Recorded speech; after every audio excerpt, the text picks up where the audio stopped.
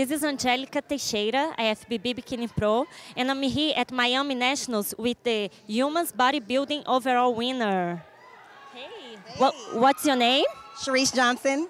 Wow, congratulations, you look amazing. And how did you prep for this show? I did about a 7-week diet and prep for this show, and now I'm here. Wow, that's amazing. And what show did you qualify for this show? Last year, I actually did nationals as a women's physique competitor, and this year I switched to bodybuilding. Wow, that's awesome. And how many national shows have you done? This is actually my 4th national show. Wow, very good. And do you know what you want to eat after this show? I am going to go across the street and get some ice cream and a pastry. Woo, that sounds so good. Wow.